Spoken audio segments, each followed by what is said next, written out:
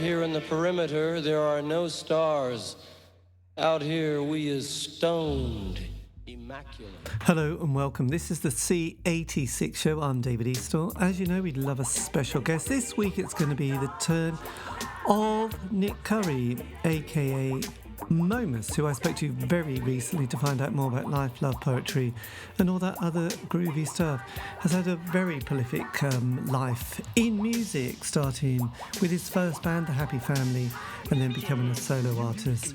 Is still releasing albums to this very day. In fact, earlier this year he released Mannequin, which is available on Bandcamp. I will put a link in the notes below of both the Bandcamp and his YouTube channel as well, because he's puts a lot of work up on there, and you'll be able to find out more information about him.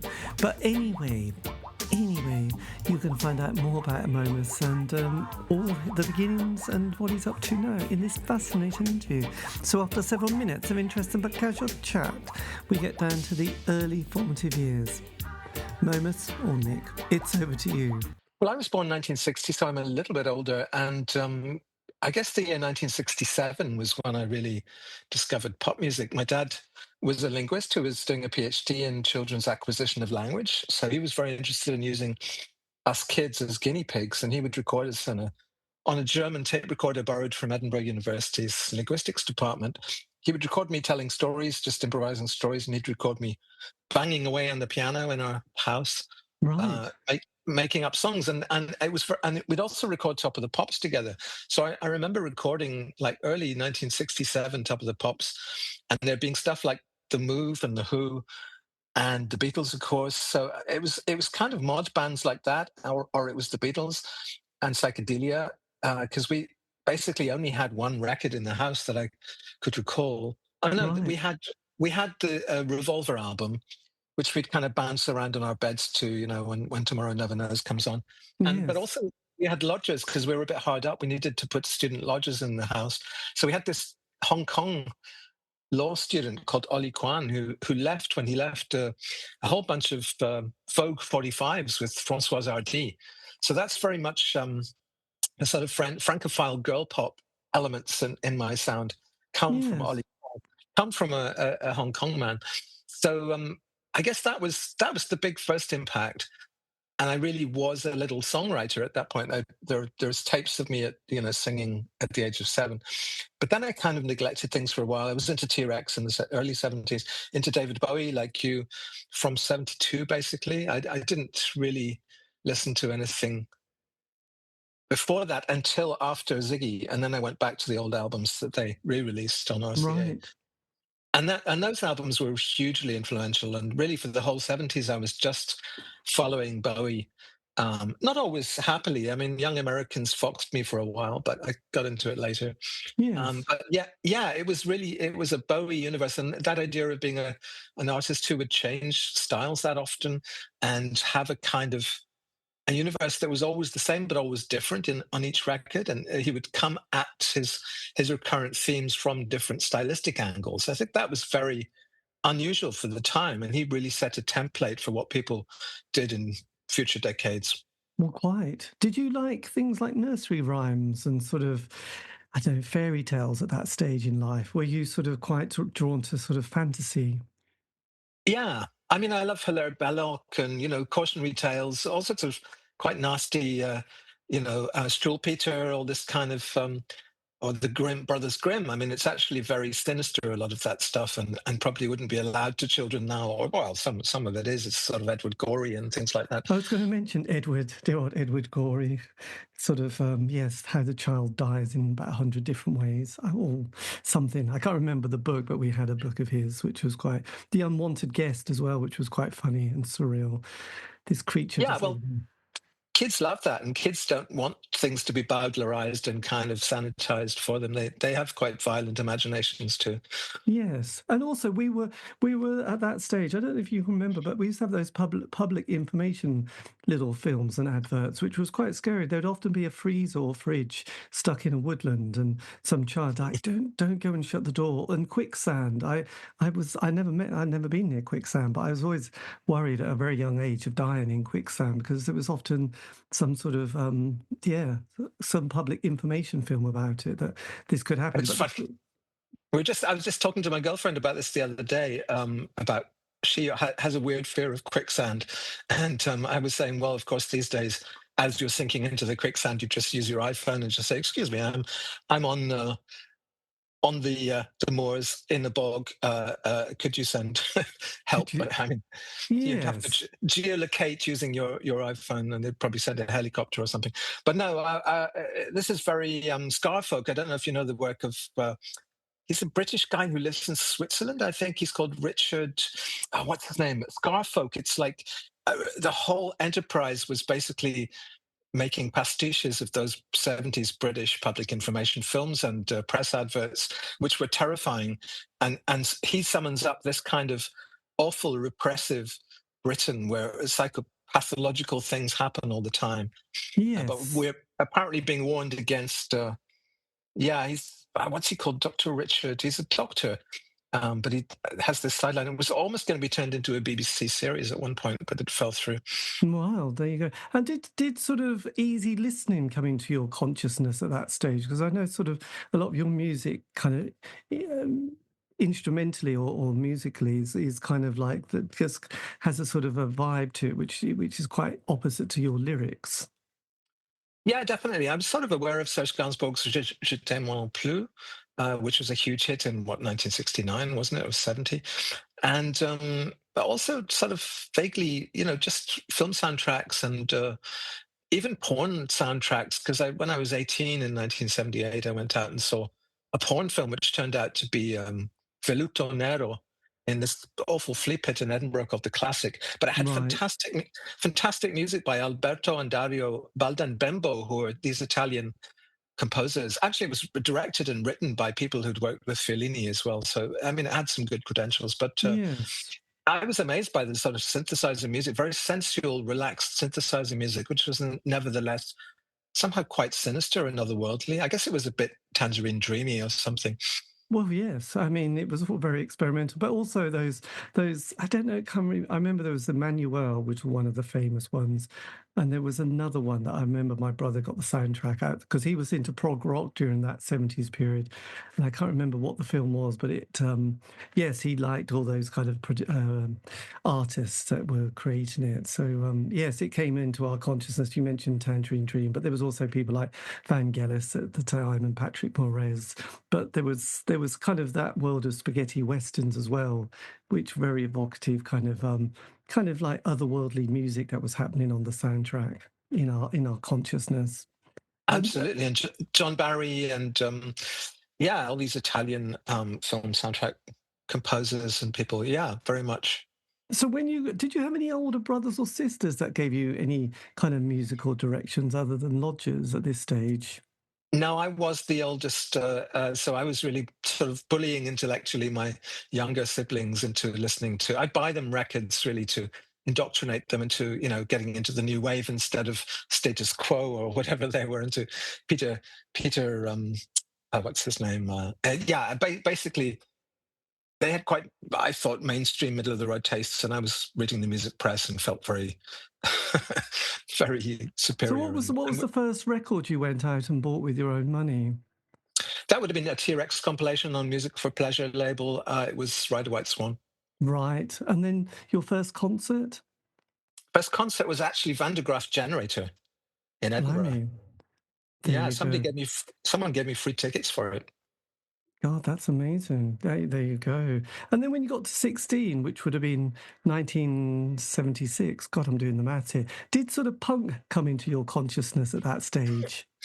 I used to do pastiches of the Sex Pistols and play them to people at school to make them laugh. I had a song about having a cup of tea as if it was the most anarchistic thing you could do. But I was really much more into post-punk. Like, I don't like the first Wire album, but I love the second and third Wire albums. So And really post-punk. and the work of Colin Newman. Yeah, I love Colin Newman, yeah. Yes. And magazine. I mean, Howard Devoto was my guru for a long time. And I ended up meeting him and interviewing him for television and stuff like that. But yeah. And did you go on and do A levels at that stage from 16 to 18 and university? Yeah, I mean, in Scotland, we do both our own Scottish exams, like O grades and O and A grades, they're called, the Scottish ones, and then O levels and A levels. So it depends whether you want to go to a Scottish or English university. But I kind of wanted to go to art school and do graphic design or industrial design even. I was really into design. But Right. my parents were a bit sniffy about that. So in the end, I went to Aberdeen University and got an English degree, got a first class honours degree in the same generation as Ali Smith, the novelist Ali Smith. Right. Yes. So then, sort of, as the 80s trundled in, we had Thatcher in 79, and then sort of the decade came in with things like the Falkland War and the miners' strike, Greenham Common. What was it like for you in the early 80s with that post-punk period? I moved to London in 1984, so that was the big after graduating. Basically, came straight down to London. I had friends already down there and kind of lived with them for a while. I stayed with Malcolm Ross from Joseph K in Right. Battersea for a while, and then stayed with some university friends as well. But yeah, it was a weird time. I remember walking through a riot in Brixton in about. I mean, there was a whole series of them. There were some in '81, but there were some later in the '80s as well.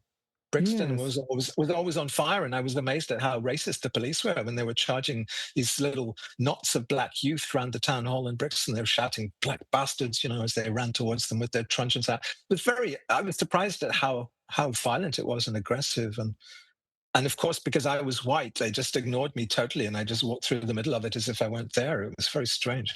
Yes. So was your first band before your solo world, was that the Happy Family then with you had Malcolm, David and Paul? Was that your first kind of musical moment with Yeah, yes. yeah. I mean, And I you wasn't.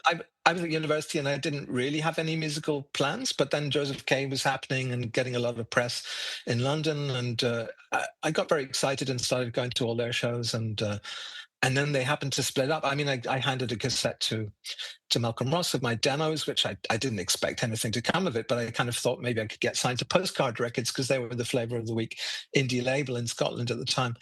Um, and that didn't happen, but Malcolm put together the Happy Family, which was my band, and we signed very quickly to 4AD because 4AD had wanted to sign Joseph K, and I guess they thought we were basically a continuation of Joseph K. yes. And did you come across in 4AD land? That would have only just the label that only just started about 79, wasn't it? The first release Yeah. was Rima Rima. Had you sort of come across the famous Rima Rima that featured Marco Peroni and various Dorothy Max Pryor who went on to Psychic TV? Were you kind of aware of that kind of interest in new sort of soundscape that was happening? I was aware of some of it from Peel, but I mean, basically, Ivo opened my ears to a lot of stuff that I hadn't heard. I mean, we stayed in Ivo's flat when we went down to London, so I would rifle through his record collection and listen to all these Rima Rima records or Tones on Tail or whatever was coming out. There were all these Bauhaus spin-offs, and yeah, I mean, he also played me like John Cale and Tom Waits, and I'd never heard these people before. Yes. So then, were you always very, very focused on wanting to music was going to be your life and passion? You didn't, I mean, with a lot of the indie bands I've interviewed during that time, I mean, they're very committed from their teen period. And then they have that, as I often say, that kind of 5 year narrative of, getting together, getting the single, the John Peel Show, the first album, the Transit Van, the second album, and possibly a third. And then it all just goes terribly wrong and everyone slinks off and probably puts music in the cupboard. Did you always have a very focused idea that you were going to make this your life? Well, it's funny. I mean, there are two kind of contradictory positions that I would say I embrace. One is that it's vocational for me, and I'm good at music. I have a very good ear and I can do pastiche very well, but I'm not like an authentic roots kind of artist that can only do one type of music that comes from my community or whatever. I'm very much like an opportunistic creative person who could be parachuted into any kind of style, not just musical styles. I mean, it could be graphic design or it could be literature. I mean, I've published a lot of books and things. So I kind of feel like if I'd been born in a different time, I'd be doing a totally different thing. I might be, if I was young now, I might be making video games or something, and that would be declared as my vocation. So it's a kind of opportunistic vocation, if you like. That might seem contradictory. Well, the 80s did sort of, I mean, it was kind of interesting, even though politically it was all a bit hard work. there were certain, we had a very good social security system and Yeah. enterprise allowance, and that did sort of, I wonder if that was one of the reasons that there were so many people went into a creative world, because you weren't going to get into debt, but you would be able to sort of get, your dole check for 40 quid, your housing benefit, council tax paid. And if you were, I think it was the enterprise allowance scheme, where you could be an artist or you could do anything for a year. They weren't going to hassle you. There was no job, there was no sort of job club or restart interviews. And I think it just allowed people a bit of freedom to experiment during that time. And there were platforms to quickly, I don't know, get onto, which would give one a bit more exposure than just being stuck in a small little community or a bedroom, really, let's face it. So it's always Yeah, interesting. absolutely. I mean, I was on the dole for at least 5 years and getting my rent paid, living just off the King's Road in Chelsea, courtesy of Kensington and Chelsea Council. But basically, also Creation Records, which I signed to eventually, was started on the Enterprise Initiative scheme. So it's all very Thatcherite in a way, but it was sort of, you did it to spite Thatcher because you knew that she wanted to cut the dole and she wanted to cut housing benefit. So you kind of did it knowing it was the last days. There was a certain last days of Rome quality to it, that you just were using the system as a fruit machine while it Yes, well, lasted. absolutely. The Last Day. I think it was a Young Marble Giant song, wasn't it? The Last Day. So something. I think we expected Final, final day, the final day. final. God, we should be on Pop Master quiz. So, so your first EP, there was The Beast with Three Backs, that was on. Is that on L Records, which was part of Cherry Red? Yeah, basically 4AD didn't really. I didn't produce a 4AD enough kind of album. We made this kind of concept album about a fascist dictator for them, but it was very much against the grain of their style. I mean, I could have done a 4AD type pastiche. We could have been modern English in some way, but we went the other way and tried to make a comedy record about fascism with a very expensive sleeve, which Ivo had to pay for. So no love was lost by the end of that project, I think, with 4AD. But we were sort of shunted off. Mike Allway was friendly with Ivo, and Mike Allway, who was the A&R man for Cherry Red. And so we met him in the pub, and he's like, yeah, we should do something. Even, if it wasn't the band anymore, he wanted to work with me as a songwriter. So he was then doing a WEAA label called Blanco y Negro.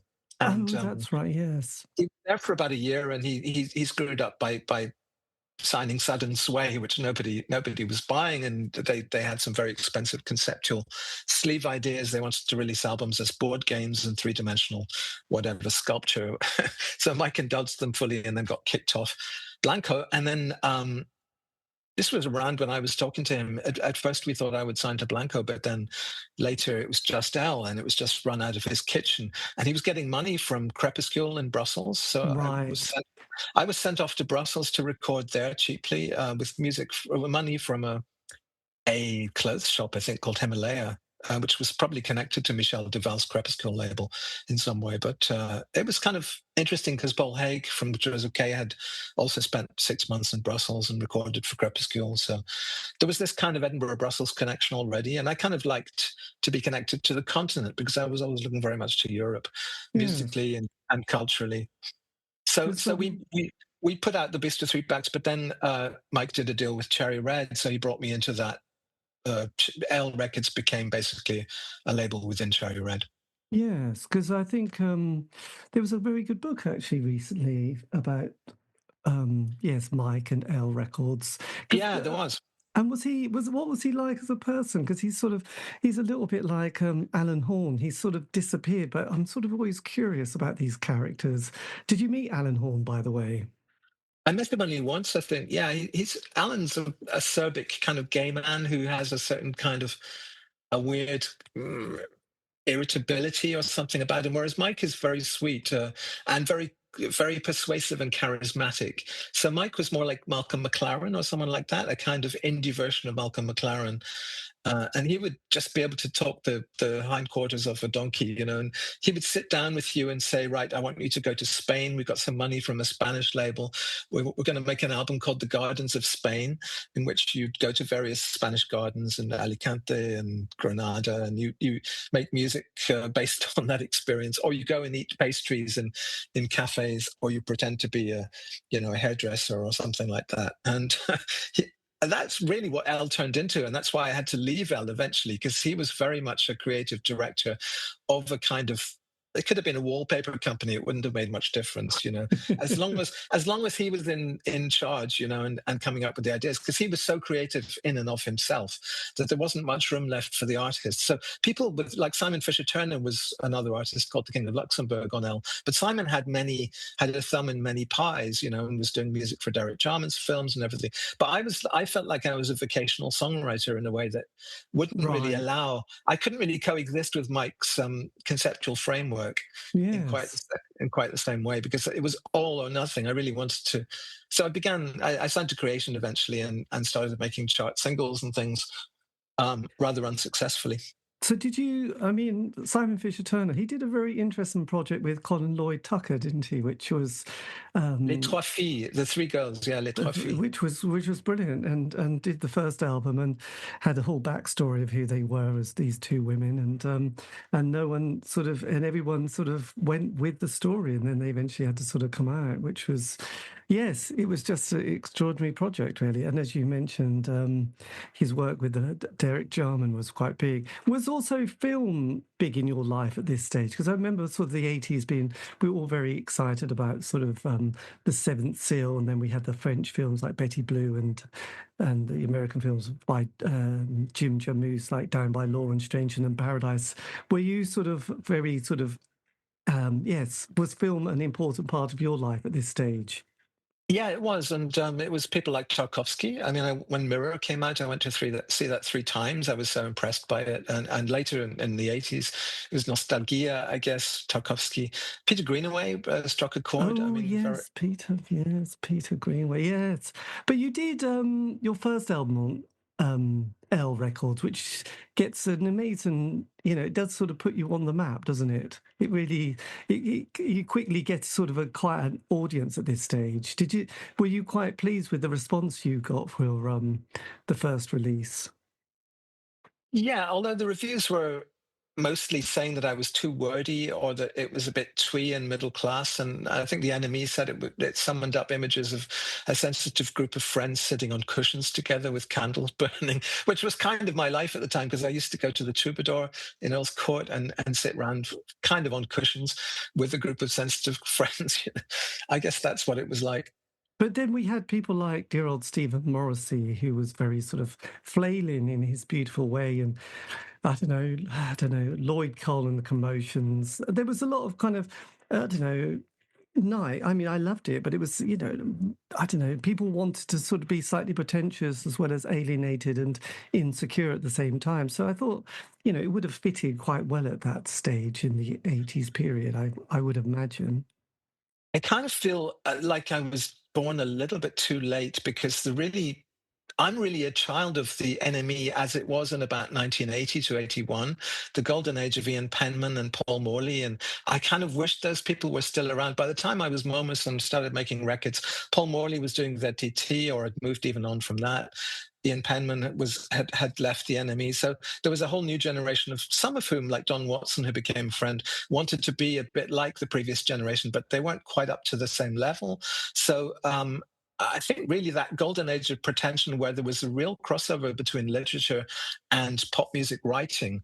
And, Paul Morley would mention Georges Bataille or Nietzsche or Antonin Artaud, pretty much every single article he wrote. And I thought that was fantastic, because that was what you wanted, to break out of the provincial petty mindedness of pop music, that sort of top of the pops mentality or whatever, and really connect it to high art. And this was what postmodernism was all about, and postmodernism was from the late 70s. That's what was happening. It was high and low were the same.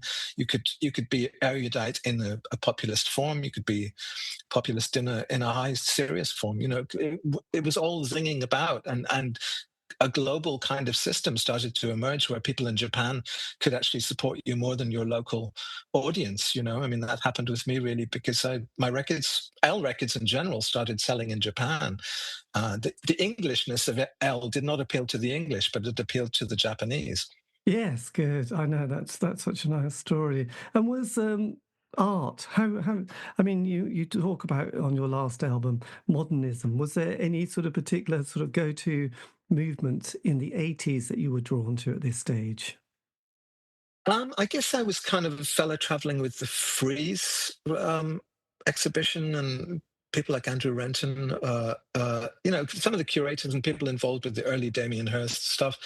Later, after I lived in Paris in the 90s, I came back to London in the late 90s when the YBA scene, the Young British Artist scene, was happening, and got quite excited by that because it seemed a bit like the energy there, the creative energy, the ferment in that scene was a bit like the ferment in the indie labels scene that I'd known in the late 70s and early 80s. I'm in a way, I'm kind of faithless. I'm not very attached to any particular scene. I just look at where there's ferment and where there's excitement. And to this day, now when I go to Seoul, in Korea, I get the same feeling of excitement going into the art and design bookshops in Seoul that I used to get going into the rough trade store in the early 80s. It moves, it shifts. It's like bottled lightning that you can carry somewhere else. So I look for excitement. I look for things I want to steal wherever I go. I think appetite and theft are very important because Yes. you can't really steal ideas. I mean, ideas are free and they circulate, and that's what they're there for.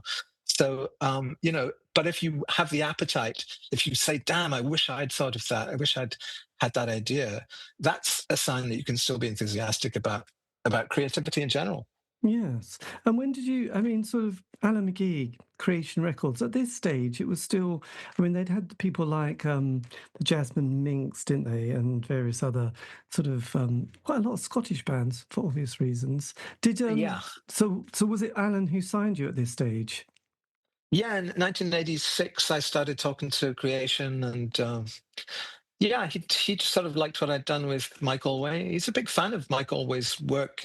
Mike did graphic design for him later when he launched Pop Tone's label.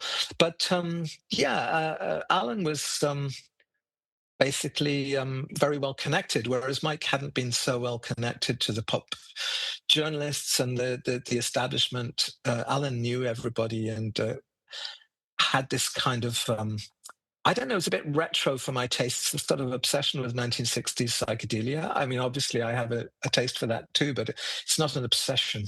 No, and I mean, it was like there was a lot of bands like there was Primal Scream, wasn't there, and Jesus and the Mary Chain, and Yeah. obviously My Bloody Valentine came along a bit later. But he also had people like the Jazz Butcher and the House of Love and the Weather Prophets. It was kind of interesting. I could imagine commercially it was not great. Critically, it must have been good. And there was an amazing album he did with Simon Fisher Turner, who featured a famous actress, and I did an interview with Simon. I thought this album must have sold all of about 10 copies, but must have cost a fortune to put together. He did say it was probably it was commercial suicide at that stage, and they never made another album. But it sounded very ambitious and quite amusing. And this is I was going to say this was an actress who appeared in a David Bowie video towards the end of his kind of career as well, which I can't remember her name now. But I thought, God, that is so weird. But yes, it was good. So, Alan's got a very low boredom threshold and a kind of playful side. And I think there had always been this thing in the 60s of encouraging eccentrics like Viv Stanshall or Ivor Cutler, who appears in the Beatles films, well, the Magical Mystery Tour film anyway, as Buster Bloodvessel. He was actually signed to Creation at one point. The one time I met Ivor Cutler, I said, "Hey, we're both on Creation Records," and he said, "Oh, a record company? Is that what it was?" I don't think they ever released his album. He was supposed to do something for them. Yes. But by that time, Creation, it was approaching 1999, and Creation had collapsed already. Yes, it was, and then My Bloody Valentine sort of rather sunk them. And then I think it was Bob Mould and Sugar when they came out with Copper Blue, which sort of helped his finances quite a lot, which was quite interesting. So you were at this stage though, you were incredibly prolific. And we'd had Lawrence in Felt, who was also sort of I think he was releasing one album a year as well. Was he kind of an influence on you at all at these days? I didn't really like Felt very much. I thought they were a kind of rather feeble Lou Reed impression band, but I got to know Lawrence pretty well because I lived with his girlfriend in the early 90s. So he'd come around every day to our flat and watch the soaps and eat something and then retreat to Vicky's room. Vicky was my flatmate, and Yeah, I like Lawrence. I used to tour with him as well. We toured in Spain and France and places together, and so I had many anecdotes about him. Yes, But my God, that would yeah, that would make a great TV series if you'd only recorded those kind of moments with Lawrence. That would have been reality TV that we would have been gripped by. Was he as interesting or peculiar as one would expect? yeah. I mean, in a certain way, he's been cultivating a kind of Warhol-esque image, I think, deliberately and calculatedly. But also, he is eccentric. But aren't we all really? It's just really the courage to show it, to make it your actual image that maybe makes him different. Yes, well, God, that would be fascinating to hear your stories about Lawrence in sort of bedsit land in the late 80s. That was incredible. And then sort of because obviously things are sort of picking up and Creation Records are incredibly loyal at this stage because you release is it about 6 albums up to sort of 93 with Time Lord at this point. Seven albums on Creation. God, that's incredible. Did you ever was any of the kind of what was going on musically? Because the 80s sort of changes quite a lot when ecstasy comes along. I felt there was a real shift, and as I mentioned, bands do seem to have a 5-year narrative, and then they disappear, and then you get another wave of bands and another group of 16-year-olds who want their soundtrack. And I don't know, that it felt very different towards the late 80s, and then stumbles into the 90s. I just wondered how you were sort of navigating that creative journey. Yeah, I was like a folk singer who was playing a kind of Leonard Cohen, picking guitar style and singing. Um, my shows were me solo with a guitar, basically. But then I toured with Biff Bang Pow, Alan McGee's band in France, and Biff Bang Pow had a dispute with the promoters in Toulouse and stormed off the tour. And I continued the tour, which had been planned to go into Switzerland, I think. Later. But I joined this band called the Beloved, who were um, a London band who had some sort of Is that hits. is that the one with the sun rising and Yeah, that's right. Yeah, that's right. And they were kind of into ecstasy and acid house and stuff in about 1988. This would be late 1988. So, and then we played with the Shaman in Paris, for instance, and so I began to be aware of this kind of new electronic music that was coming along. And I went into the studio late in 88, recorded this song called The Hairstyle of the Devil, which became a kind of radio hit. It wasn't really a commercial hit, but it was A-listed by Radio 1. So it was Steve Wright in the day was playing it every day, basically, and they were getting lots of phone calls about it. But it wasn't really promoted well enough and wasn't in the shops well enough to be a hit. It got to the mid 70s and then stalled and went out of the charts. But that was very much a new electronic style, which I've sort of embraced ever since. Although I've tried to balance the more cabaret narrative side of my songs with kind of electronics. yes, and absolutely, yes, and love of sort of yes. I suppose it is that porn soundtrack, really, or easy listening, isn't it? Really, that's the kind of the key to it. Do you spend a lot of time? What comes first, the lyrics or the music with you? They tend to come very close together. I wouldn't sit down and just write lyrics on spec. I often work with titles. I will note down a title because often a title includes the potential for a whole song. You can take an ironic, distanced, approach to it, or you can try and be serious and write down what you really feel about something. But it's not really. I tend to work really with pastiche and with extrapolation of other songs or other people's ideas in books or films or whatever. It's very much like that. Not to the extent of say, someone like David Sylvian, perhaps, for whom, if you really know the references, pretty much every line in a David Sylvian song is a reference to either like a David Bowie song or a Tarkovsky film or a Jean-Paul Sartre play. Or I mean, I'm a little bit like that myself because there are a huge number of references. You could do an annotated website where all the references in my songs get sort of spelled out, and maybe I should do that one day. Well, I don't know, David Sylvian. Yes, God, the wonders of Japan, really. Did you? I mean, at that stage, there was a really good book by Luke Haynes that came out a few years ago, which was what was it called? Oh yeah, Bad Vibes. Do you get Yeah. you get a mention in that, don't you? Did you meet Luke at this stage in the 90s? Not really, no. I mean, it's funny. I met him after he'd published that book, and we went to a pub somewhere in London, and after that, he's never said anything nice about me. I must have made a very bad impression because he used to. No, actually, we did meet in Paris when he was doing his Bader Meinhof project, and we Right. got on and we got on really well there. But he's very acerbic and very little spiky. So if you get on the wrong side of him even slightly, I think he dumps you. So I haven't heard him talking about what a great songwriter I am anymore. But he was very kind for a while. Yes, because the Britpop period it's generally good for you, isn't it? You get a lot of press promotion, and there was also a lot of in the 80s we used to have ranty poets, didn't we? Like there was Jules the poet, Attila the stockbroker, and people just ranting about Thatcher. But then in the sort of the next period, we had Murray Lackland Young, the £1 Million poet, and people started to sort of the major years, the John Major years, were quite sort of creative, really. Even though we wouldn't want to give him too much credit, but looking back, he probably is quite a decent person compared to most people that we know nowadays. Did you enjoy the sort of the 90s kind of world of pulp and suede and this kind of slightly flamboyant side of music? Well, I kind of missed the boat of Britpop. I didn't really want to be part of it. But I mean, I know that Pulp, for instance, asked me to produce their Separations album. I didn't even answer. I mean, they phoned me up and they sent me this tape of a song called Death Goes to the Disco, I think it was called, which was on Separations. And I thought it was derivative of OMD or something. And I just thought, no, I don't want to do this. And I wasn't really known as a producer anyway. And then Suede, I met Suede at some party, Justine Frischmann and Brett Anderson, both sitting there, wrapped, saying how much they loved my creation records, my albums at the time. Also met Damon Albarn, but he hated me. Actually, Right. he actually threw ashtrays at the stage when he was at one of my gigs. But no, I kind of felt like they had just run away with the trophies. I'd sort of set them up in some way, or been a sort of minor influence at least on some of those bands. But then when the 90s actually came, I got dropped from Creation eventually in 93. Came here to live in Paris for a couple of years.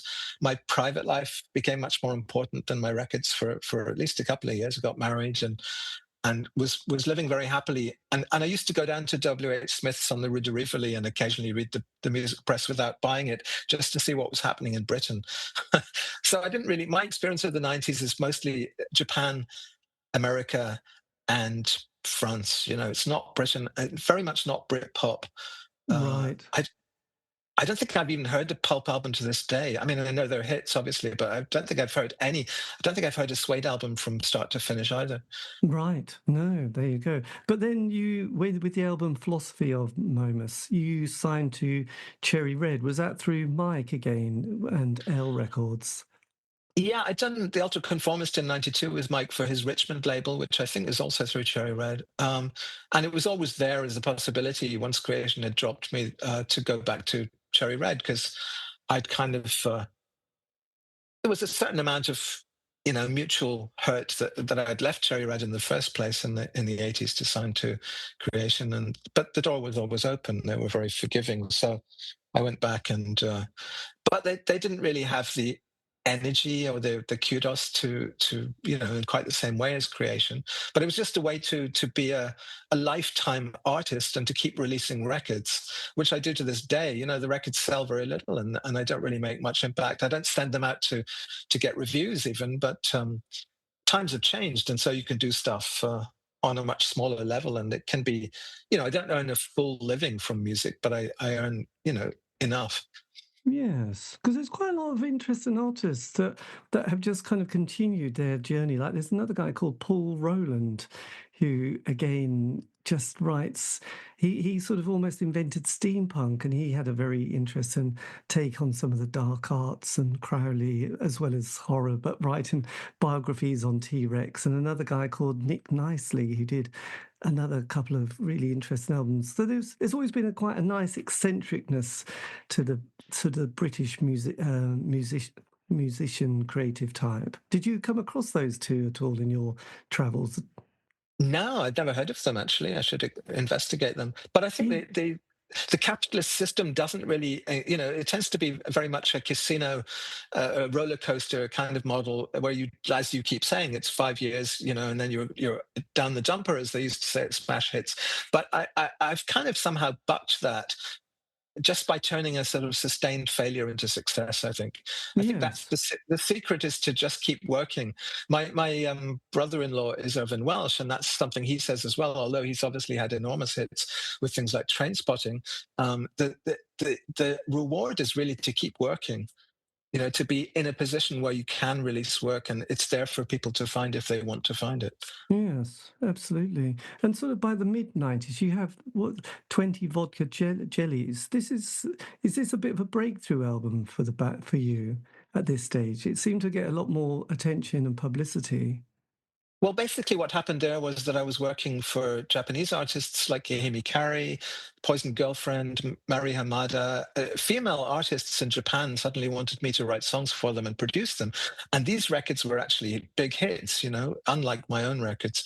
So 20 Vodka Jellies is a compilation of demos, really, for mostly Kahimi Kari tracks, or stuff that I hadn't released in the 90s earlier that I'd just been hoarding. So it was really more a question of saying, listen, I'm an obscure songwriter, but I'm actually quite a successful producer in Japan right now. Yes. And did you have to sort of find interesting and cunning ways to finance your lifestyle? Because I suddenly remembered just before speaking to you, a friend said, "Oh yes, my daughter Ushka." There was, I think, the father was a big fan, and was there a scheme where they paid a certain amount of money with, I don't know, a story about a person, and then you wrote a song and then released the album? I should have rehearsed this a lot more, shouldn't I? But I only just Yeah, remember this story. What was that's that? math. That's math That's noise. Math yes. noise. That. God, Yeah. thank God someone's got a good memory. Yes, that's the father. Yeah. So what was that particular project? Um, uh, Basically, I write a lot of songs about historical people, and before there was such a thing as dead naming, um, I dead named someone who'd changed gender by using their previous name, and wrote a song about how they could travel through time. I won't say who it was, but I think it's pretty well known who it was. But and this person, I was a big admirer of this person's electronic music, and we were represented by the same press company in New York.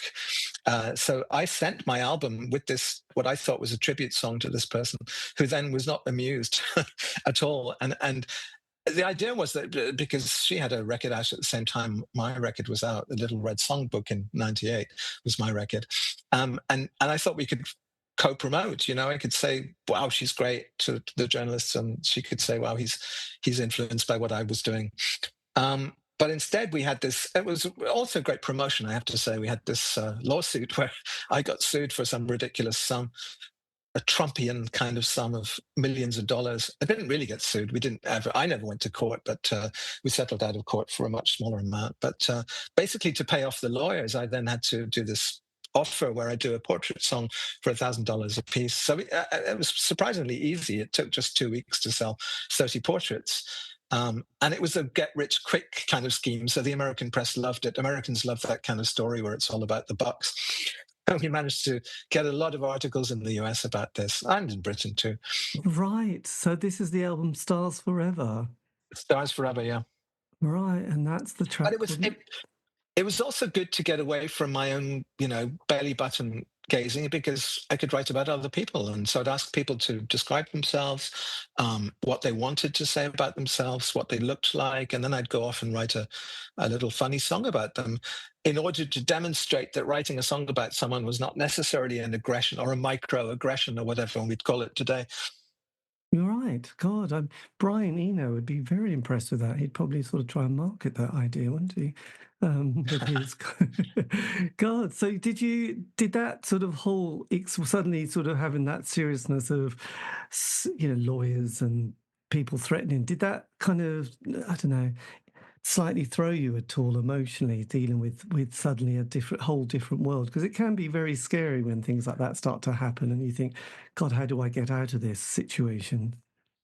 I was scared when I met this person, who came to my I was doing some shows in New York, and the sound checks were interrupted twice by this person with her legal advisor to deliver papers, and I did get really scared then because this person is very physically quite frightening. I don't know. I've found her quite frightening physically because she's not. Yeah, I probably shouldn't say too much Yeah, about it. so God, no, but these things when they happen, you always think, Jesus, that is kind of how do people live a life in that kind of conflict sometimes, or feeling so sort of threatened once, Well, and then sort yes, it's so American, isn't it? I mean, I really hate litigious people, and I think it's awful. I think it's a real weakness in your personal makeup that you feel the need to sue people. I would never do it. I really, and I think people need to develop a sense of humor about themselves. yes, it's a fine line, especially at the moment. Yes. Yeah, So then, how did you navigate into the next decade, millennium, with because after that, obviously, you sort of come out with folktronic, don't you? So did that sort yeah. of did you go back to your previous way of working at this point? Well, I turned 40 and I decided to move to New York because it was very easy in those days. If you had a touring visa for just a couple of weeks of touring the US, you'd get like a whole year's visa. And then later I could get the so-called genius visa, I think it was the O1 visa. If you're culturally, unique in some way, you can back that up with press from the US, you can get a 1 year visa. So I lived in New York for a couple of years until 9/11 happened. So Folktronic was made in the US and was very much playing with the theme of Scottish fiddlers in Appalachia, the Scottish influence on American folk music and Alan Lomax and collecting this kind of weird fiddle music. But I thought, let's make a kind of post-Beck electronica version of this, or what was it called? Big and Rich, or all these people, or there were all these kind of novelty records at the time where people were making electronic versions of folk music. I've forgotten these artists now, but I find it very interesting because I'm very into ethnomusicology and going to museums and listening to weird kind of ethnographic recordings in their collections, the Smithsonian and all the rest of it. So for me, that was it was a very rich field of deliberate of pastiche, and deliberate inauthenticity, and yet Yes. it was kind of authentic because I was a Scotsman in America. So in a sense, it was just like 100 years on from the Appalachian fiddlers.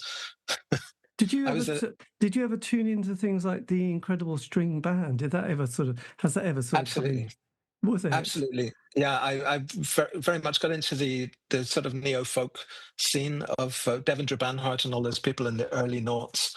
I thought that was great. People who'd gone to art school and were kind of going back to sounding like Mark Bolan again. Obviously, that struck a chord with me.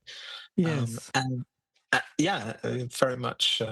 Was it another one called, is it Bastian Bunyan or something like that? Who did an Vashti, amazing Basti, that's Vashti, Vashti right. Bunyan. Yeah, yeah, Diamond Days yeah. was the song, which was just, I These mean, these were like archive recordings that were re-released to cash in, really, on the weird new folk scene, as splashed by the Wire magazine, weird new yeah. America.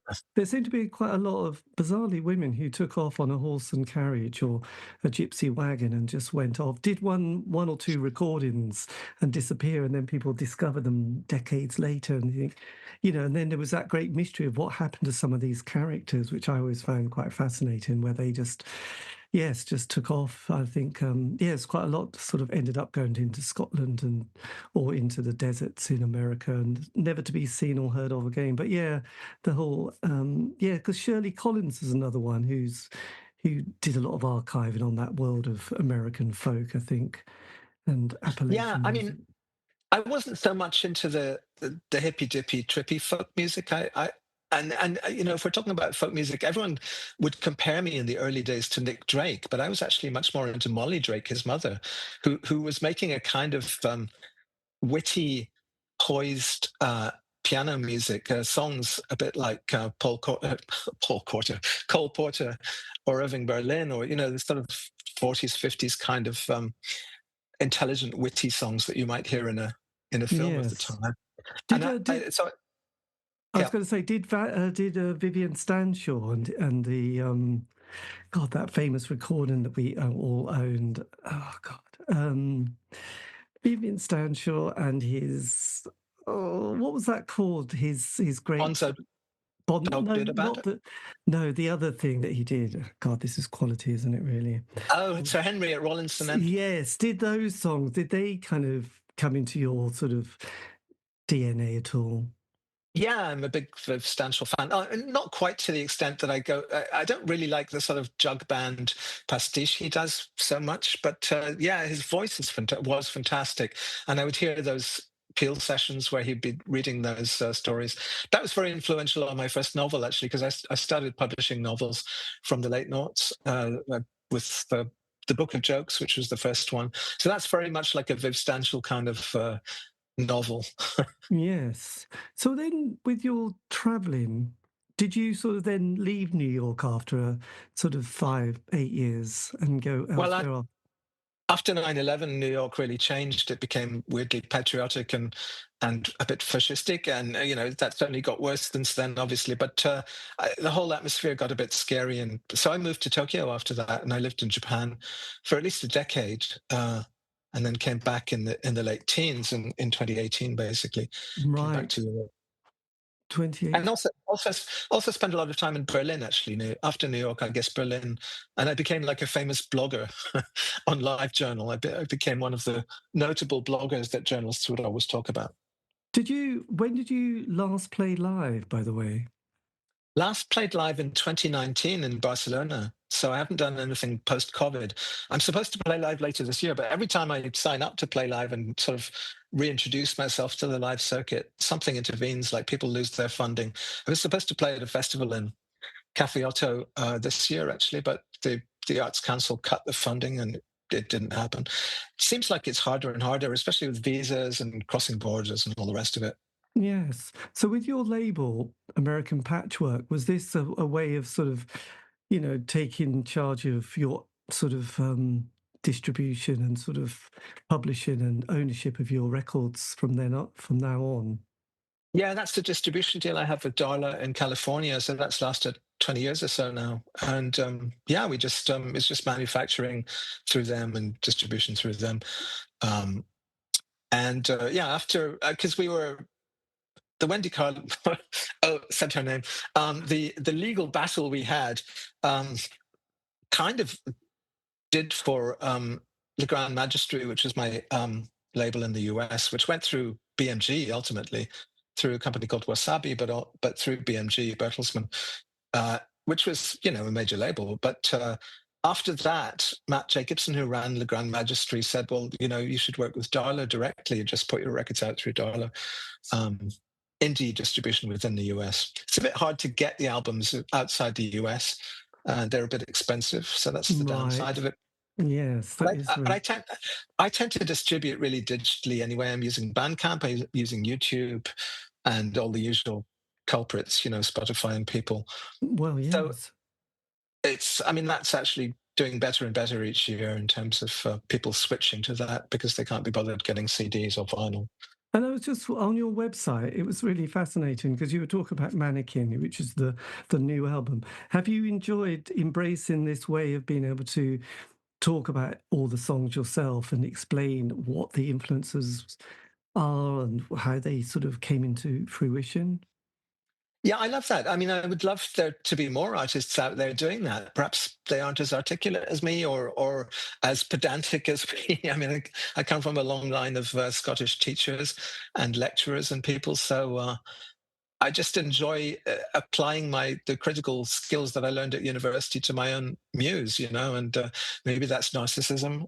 I should leave that to other people. I mean, there have been books published about my work by John Robinson, this guy who's published now 2 books, a little bit on the model of Chris O'Leary's books about David Bowie. In Right. fact, published by the same publishers, actually, Zero Books.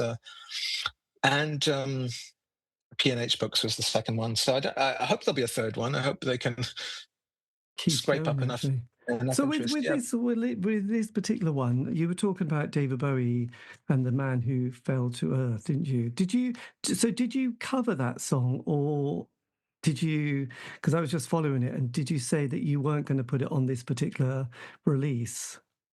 Yeah, I covered it because I was unaware that there had been a song, a title track song for The Man Who Fell to Earth, written by John Phillips, who did a lot of the rest of the soundtrack.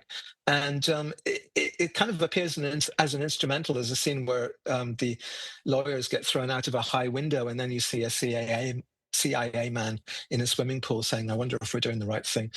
Um, but just an instrumental in a kind of easy listening kind of style. But then I found this demo that John Phillips had made of the song of The Man Who Fell to Earth, and it's kind of wrong and yet kind of delightfully right at the same time. It's got lines about an earth. If you love the earth mother, you'll love the man who fell to her. I can imagine David Bowie just thinking, "Oh God, this is 60s kind of hippie talk. We don't want this in the film." But Yes. yeah, it wasn't. Yeah, and obviously Nicholas Roeg felt the same way because it was scrapped, that particular song. But I thought it'd be nice to cover it. But then Yeah. I didn't think it fitted the album, so I kind of shunted it off. Yes, but it was kind of fascinating. I must admit, it was almost like the Bowie kind of experience, of sort of where he would talk about stuff, and you'd have to then go and make notes and scribble, and then go and research. So I was kind of quite fascinated when you were talking about modernism and Barbara Hepworth and Henry Moore, and then sort of going into Conan Doyle and the fairies. So it was like, my God, this is quite an educational experience. So yes, there was a huge amount that you put into your work. Are you a very fast writer and creator at this stage?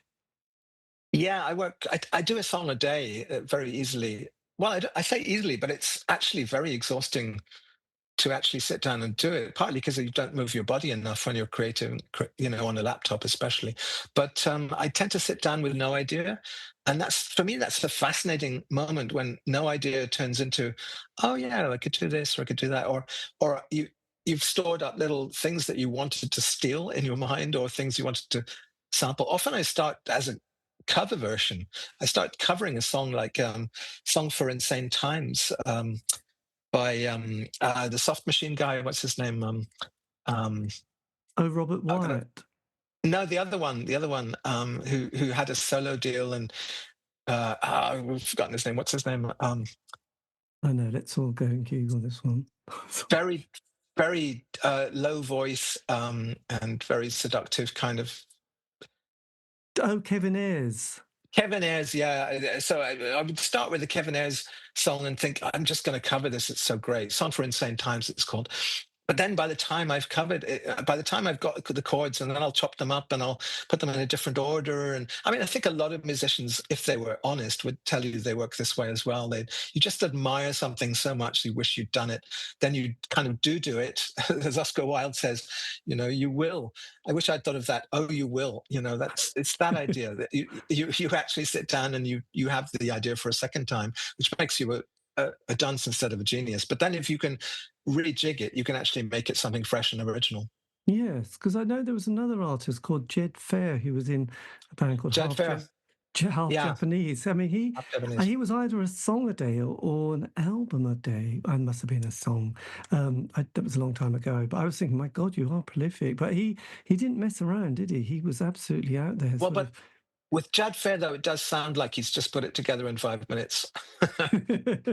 I mean, I think maybe another figure like that would be Stevie Moore, our Stevie Moore, who I think he still to this day makes like 10 albums a year. Right. Yes. Do you just love that sort of challenge then? Because you brought out two albums last year and you've got one already. Is it the case that you've just absolutely focused on, right, that project's done, let's do the next one? Yeah, I'm a decider. I mean, I make decisions very quickly, and I have a very clear aesthetic. I know what I like, and I just go ahead and bang these things out. And for me, it's a great relief when a new year comes around and I can make a new album. Like I start in January, partly because the weather's kind of crappy and there's no appeal in going outside in the winter. So I made my winter album. Probably by the time I get sick of the summer, I'll do a summer album this year as well. Usually what Yeah. happens is I go to the Venice Biennale and I steal some ideas from visual artists and I come back and make an album based on that. Or I go to Asia, come back from Asia thinking, "Hey, I'll make a K-pop album." And, I did that last year, a couple of years ago. God, that is Um, prolific. So on the new album, because I know you mentioned Barbara Hepworth. Was that the one, the sea, was that the inspiration for that track, or have I sort of Yeah, that yeah. was it?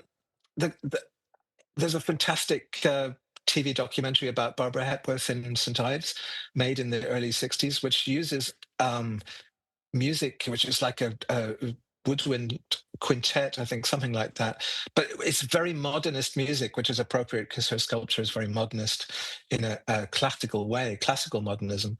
And it just reminds you, see, something that fascinates me so much is just measuring the distance between the past and the present, how we think now and our kind of knee-jerk responses, our sort of cliches of today, and the way people would have done things 50 or 60 years ago. So that documentary, there's no way a documentary maker now working for the BBC would put dissonant music in a documentary. They would put sort of, boring consonant music, very harmonious and kind of, possibly influenced by minimalism and 70s New York school. But it wouldn't be dissonant in that modernist way. So it makes you realize that modernism was a totally different mindset from our postmodern kind of and rather conformist way of doing things today.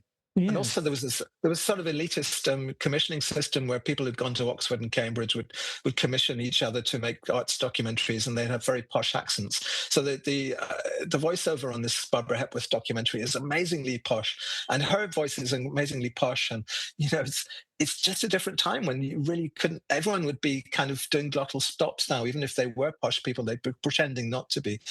So it's just like the way we do things differently now. I like to use Brechtian alienation from all that, to force people to look at something that is totally from a different point of view, a different mentality, and to learn from that. Because I think we're very disrespectful of difference, whether it's global differences and different cultures, or whether it's different times, which have so much to teach us, really. We're by no means in a superior time to, say, the 1960s or the 1940s or 1930s. Depends which part of the 1930s. But I really Yes. admire I really admire people who went against the grain of their time. Well, absolutely. I mean, it was also interesting because the war hadn't sort of been over that long. Rationing wouldn't have been over that long. And it sort of, you had modernism and also brutalism as well that was beginning to sort of dictate architecture and city centres. So there was definitely a rejection of romanticism and the post-impressionist at that point. So it was, because the Well, UEA has a lot of Henry Moores around the Sainsbury's Centre, so we do get to see them, and it's interesting. yeah, and I think there's a spiritual energy that comes from modernism. Le Corbusier, if you go to, there's still a lot of people around who absolutely hate modernism, especially in Britain, and would not want there to be, protections on car parks and whatever concrete buildings like that. But actually, there is a spiritual beauty, and the purity of the ideology of modernism has an amazing quality of integrity to it. If you go up onto the roof of l'Unité d'Habitation by Le Corbusier in Marseille, it's it's amazingly spiritual. You're in a kind of place where, I mean, who knows his politics? Perhaps he was fascist in some way, perhaps there is a kind of tyranny and totalitarianism to his plans for Paris, where he would have demolished Paris and put up tower blocks instead. But there is some spiritual purity which I think we can really learn from, because we don't Yes. have that. We don't have that in culture now. I think culture is the repository of our greatest urges and wishes and dreams for how life should be. And modernism had that in spades. Yes, it's hard to know what sort of movement we are currently in and navigating at the moment. But yes, I don't know. It just seems to be lots of hideous houses being built around cities and infill, which is strange. Because also the album cover, yes, is that the Henry Moore that you've got on the front of a mannequin as well? It's an AI altered picture of Henry Moore's King and Queen, which was actually vandalized. I think it was in Yorkshire somewhere out on the hills. And some people came and vandalized it, and they had to take it away and put it inside, repair it or whatever. I mean, it's slightly different on my cover because they have kind of holes in their heads and things like that.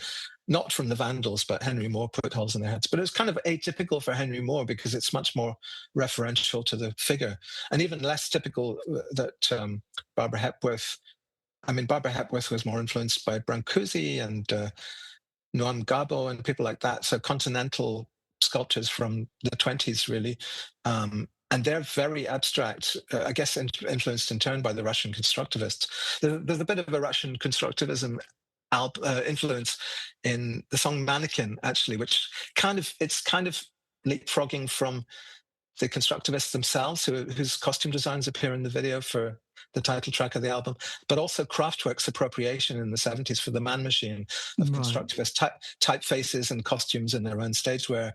And the ideas in the Man Machine are basically taken straight from that kind of very alien idea of what the future was going to be like, which you see in Fritz Lang as well in Metropolis, or you see in the Karl Capek's Russum's Universal Robots, for instance. The 1920s was actually, in a way, all our anxieties about AI were already there present in the 1920s and people's anxiety about robots. Yes, God, that is very tricky. Just also on your piece that you were talking about, you mentioned Conan Doyle and the Fairies. Which is the track on the album that this references? That's called Ballyshannon. And right. I don't know, it's just a weird track that started off with me sampling the Visitors, who are this obscure Edinburgh band. And then I started thinking about the Cottingley Fairies episode because Conan Doyle, I mean, I love Sherlock Holmes, but Conan Doyle was either a rather cynical, calculating character who just wanted a scam that would interest the press and sell books, because he wrote a book about the Cottingley Fairies. He claimed to believe that these were real photographs taken by little girls in the bottom of their garden of real fairies, when they're obviously really faked. And in fact, the photographic expert that Conan Doyle employed to verify the photographs falsified them. He actually made them look more realistic by reshooting them and touching them up and everything.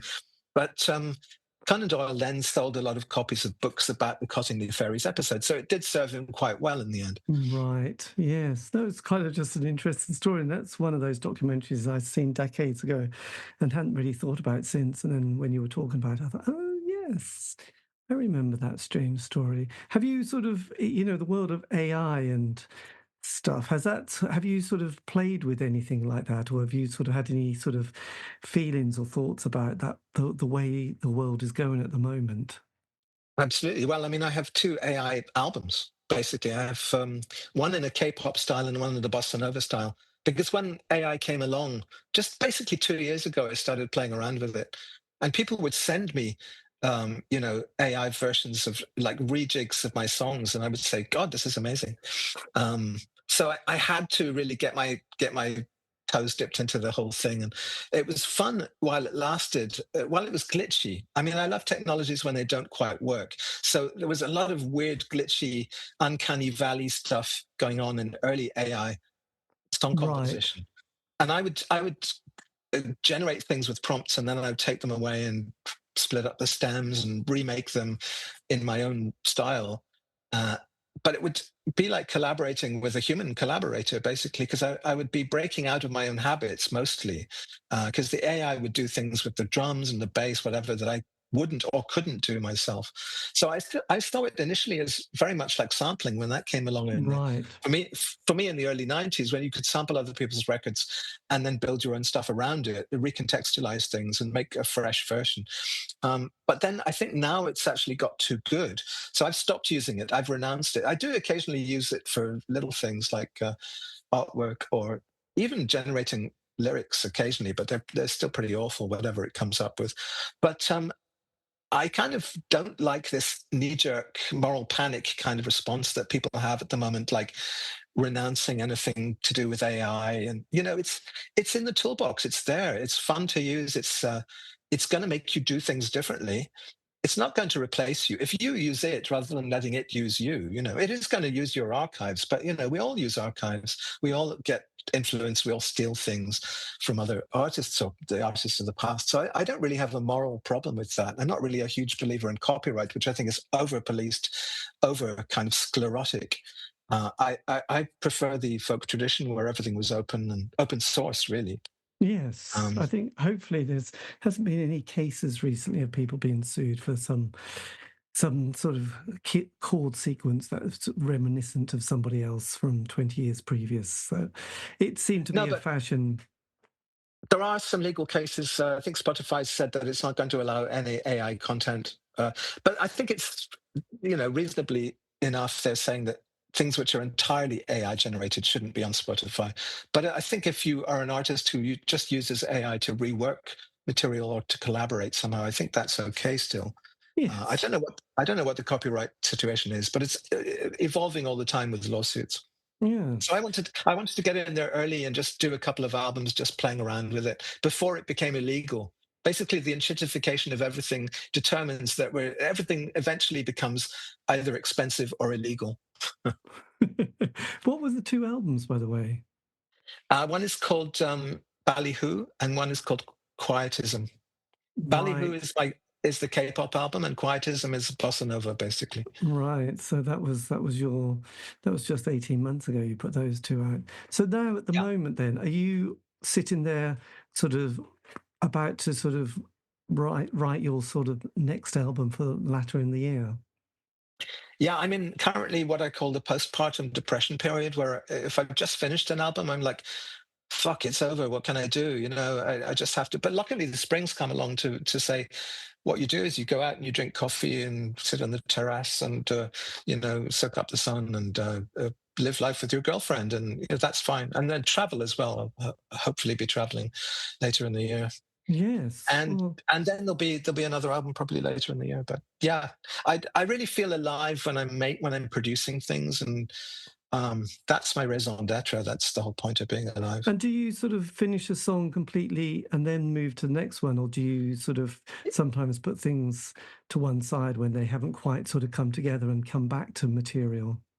My main instinct is to move on rapidly, having mixed something to my satisfaction. But sometimes I do come back. Like there's a song on the current album, which is called Never Say, which was like a James Bond theme initially, and it just didn't have it was too arrogant and swaggering, the musical arrangement. So I remade it in a much more introverted way. And actually, it's become the most popular song in terms of YouTube views on the album, which is really amazing to me because it's now much more of a downer song with an acoustic guitar and very strange, almost dissonant chords in it. I'm really into dissonance just now because I'm listening to a lot of 20th century contemporary classical Right. music. Yeah. Yes. There you So go. really just that tension between consonance and dissonance, or assonance and what is it? Consonance and dissonance. Got you. Yes, that's because you've got a very prolific YouTube channel here, haven't you? You use this very successfully. Do you enjoy the whole sort of interaction with your both Bandcamp and YouTube? Yeah, I've really got into that. And it was so frustrating before because you could only really put your ideas out through journalists if the enemy deigned to talk to you in the first place. I didn't have a great relationship with enemy editors in general. But now you can just, you can interview yourself, you can lecture. I mean, I pretend that I'm part of the Open University in my vlogs. And I love pastiching a kind of 1975 university unit, open university unit, because there were some really high-minded, amazingly austere lecturers back then who would talk about, modernism.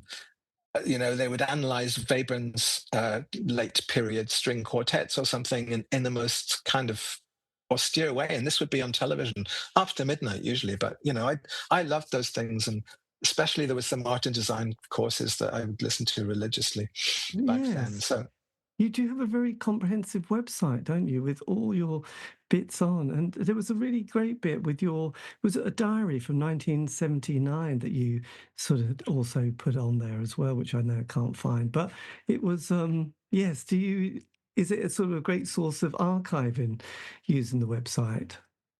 yeah, I'm obsessed with preserving experiences in various ways. I don't know how long the internet's going to be there to preserve things. Probably it will all disappear. Suddenly it'd be vacuumed up by whoever succeeds Trump, decides it's too much liberty. But yeah, I'm fascinated by. I did recently try to digitize a 1989 diary, 10 years after that one, But and it was going to be published as a book, but I thought, God, you can't say this stuff anymore, because it was a very intimate and honest diary. And all these people are still alive, of course, that I shagged or whatever back in the day. And I just thought, I can't really say this anymore. Yes, this is good. It's problematical. It's not just that you're not being a gentleman, but it's deeply problematical in all sorts of gender politics ways. And I thought, people will hate me if they read this, or they hate the me I was back then, when I was kind of almost a pop star. Because I think pop stars tend to be monsters by their nature. You're indulged, and you're kind of like a naughty child, a spoilt child when you're a pop star. So I'm really glad I didn't become a pop star. All right. Did you enjoy the book by Will Hodgkinson on Lawrence? Yeah, I did enjoy that a lot. Yeah, it's very nicely observed, and it's a nice line he's treading between kind of mocking Lawrence and making him an amusing figure of fun, but also really loving him and respecting him, which I think he deserves. Yes, absolutely. Because you must have realised in the last 5 years, there's been a lot of books written by people, and there's exhibitions and films. Have you started feeling a bit tempted yourself of putting your sort of story into a book? Well, I did that, actually. You haven't done your research. Oh, I did Jesus, publish. haven't I? No, well, it's totally understandable, because it's the blink and you miss it. It was basically pulled. All the stuff I was just talking about, my 1989 diary, applied to the book as well. So somebody objected to having been mentioned in the book, and basically it was a very good book, actually. It's called Niche, and it was published by oh God, what are they called again? I keep forgetting the name. Farrar, Straus and Giroux in New York. Right. But yeah, we had a bit of legal trouble, and they basically pulled the plug on it. So it's very hard to find, but it was published, and it was out there for a few months. 2020 publisher of Niche. Yeah, Yes. that's right. Yeah. My Yeah. God. So did it get printed then, and then sort of get pulped? Oh yeah, it was printed and sold and everything. And I don't think it was even pulped. I think they remaindered a lot of copies. Blimey, God. Were you before it all happened, were you quite pleased with it? You must have been, probably. Yeah, but it's a bit. It's not very populist. It's a bit, because I was pastiching the authors who had meant a lot to me at various stages of my life. So you kind of would have to know all these authors and know what their styles were, and it's actually a bit poncy. The whole thing's a bit. It's not like Luke Haynes' book or even Will Hodgson's book. It's actually a bit. I mean, it was the early reviews were very, very good. So we got people saying this is a literary triumph as well as an interesting showbiz memoir. But it wasn't destined. I kind of like that it's just a cult kind of object out there that you either know about or you don't, and that's fine. And what is a typical fan of Momus? Have you ever thought, God, these are my people? Is there a typical person, or is it quite a widespread, depending on what country you find your sort of fans in? Yeah, it varies from country to country, partly because my 5 years kind of grace period in each country were they were different. In Britain, it was the late 80s. In the US, it's the late 90s. In Japan, it's also the 90s, I guess. There's still a lot of people talking about me in Japan and listening to my old records. People like Stuart McConey in the UK, he still plays my stuff, but he plays only my 80s stuff. He doesn't play anything I do now, which is, I guess that's his choice. And I'm grateful there are supporters out there. But everyone, yeah, I mean, there's someone here in Paris who's like a 19-year-old art student who makes kind of weirdly psychopathic mangas and things. Who's Californian, Korean. So there are young people as well coming along, but they're not a huge number. When you look at where you get sort of most listens to on whatever platform, do you sort of find that it's any particular? I mean, you've got Japan, obviously. What about any other areas like Australia, New Zealand, or America? Is there sort of areas where you've got quite a fan base? Well, it's the US and the UK still, which is kind of weird because in terms of where I draw my influences from, it's not the US and the UK. Well, inevitably being British, but I'm much more interested in cultures which are less exposed and less dominant than those. So I tend to be, I'm quite not anti-American, but I'm sort of reacting against the over preponderance of American influence on British culture through my lifetime. I kind of wish it had been much less. So I'm drawing on, mid 20th century French culture and stuff like that, or Japanese culture, or Korean. Right now, I'm sort of excited by stuff going on Yes. in Korea. Amazing. Yes. Well, look, thank you ever so much for your time. And thank you for saying yes to a second one. It was just that I was, I was just always aware the first one was a bit difficult with various bits. I thought, God, I'd love to just sort of do it again. And sometimes it doesn't, probably wouldn't work, but actually it's been all right. It was a long time ago. It was probably frighteningly, probably 6 or 8 years ago. And you think, my God, that time has gone so quick, but well, that's been. I'd forgotten. I'd totally forgotten that we talked. And then when I heard your Paul Haig interview, I thought, this guy's really good because he knows all about Paul Haig's career. And you knew how to move the conversation on. And you got Paul to talk in this way that I'd never heard him talk before. I'd never heard him utter that many words to anyone at any one time. So I thought, this guy should talk to me. And then I looked in Facebook and found we were friends, and then looked in our messages and found we'd actually done an interview. We had a chat once, yeah. And yes, it was, I don't know, it was just one of those. It was a bit of a, yes, as we've mentioned already, there was a lot of static or something on the line. I thought it's a real shame. And also, it's just been what I really like, and you mentioned about Stuart, I just like hearing what people are up to now, actually. It's like, you get the, because when I lived at 72 Connaught Road in Norwich, Martin Smith was absolutely obsessed with your albums and work, and that was the first time I came across you. So obviously, got to know the 80s period, but then it's kind of more interesting what people are up to, and it sounds your last album just sounds really interesting. So I thought, I don't know. And the fact that you bring out 2 a year, it's like it would just be rude not to sort of be a bit more interested in the latter work. And hopefully, a bit like David Bowie's Black Star, you just think, Jesus, that is one hell of an album, David.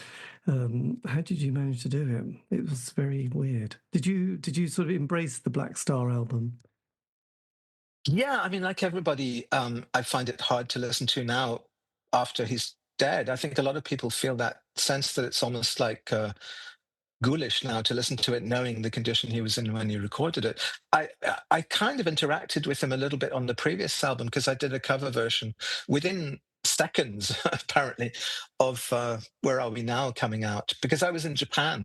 So it dropped at midnight or something in US time, I think, but then that was daytime in Japan. So I thought, wow, there's this new David Bowie song. So I did my own cover version of it, and apparently he heard it. So there's this conversation between Mark Adams, who runs his website in London, and David Bowie, where Mark said, have you heard this cover version Momus did in Japan of your Where Are We Now? And Bowie said, yeah, that's so cool, or something. So but I've never met Bowie or talked to him directly.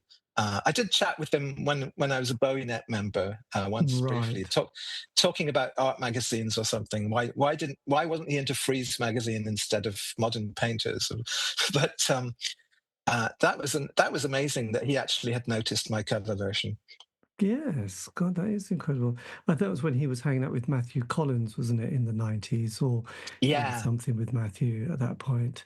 And I just looked up Simon Fisher Turner, the artist that he worked with Tilda Swinton on an album in 1990 on Creation Records. And yes, Simon's just such a cool dude, isn't he, really? Yeah, I just thought...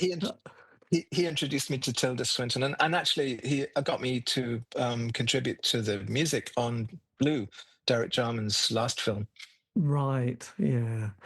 I just thought Alan's sort of amazing Creation Records, but my God, some of those albums must have sold so few copies, but artistically still intriguing, because we all know the famous ones. It's just all the other ones that he must have been having a bet on, thinking, no, that was a disaster.